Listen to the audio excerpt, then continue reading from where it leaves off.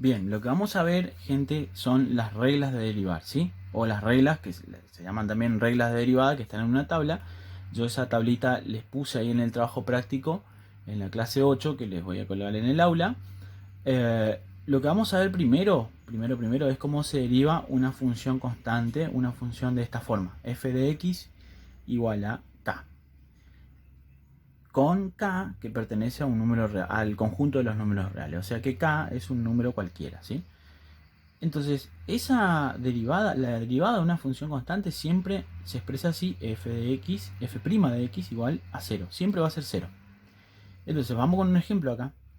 F de x igual a menos 7 es que sería k. Entonces, la derivada de esta función que se expresa f' de x va a ser 0. Y así nomás. Cualquier función derivada siempre da 0. Vamos con la función identidad.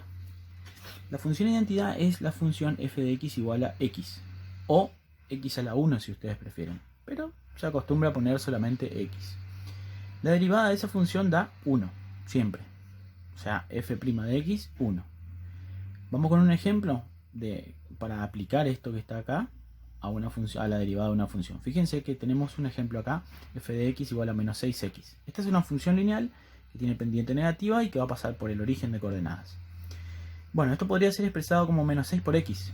Entonces la derivada de esta función va a ser f' de x igual a menos 6, el menos 6 queda como está, por la derivada de la función identidad. ¿Y cuánto da la derivada de la función identidad? Da 1. Por eso me queda al final menos 6 por 1, menos 6. ¿Sí? En el ejemplo 2 tenemos algo similar, tenemos f de x igual a 12x. Entonces la derivada de la función va a ser 12, que queda como está, por la derivada de la función identidad también, que es 1. O sea que queda 12 por 1, 12. Acá vamos a ver un ejemplo 3 en donde tenemos a una función lineal con ya término independiente diferente de 0.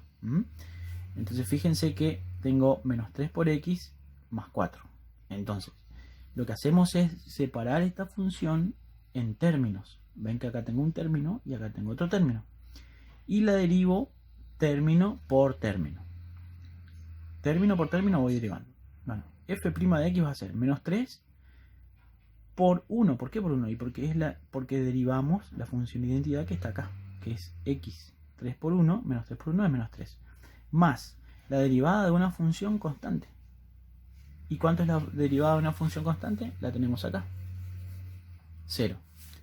Menos 3 por 1 más 0.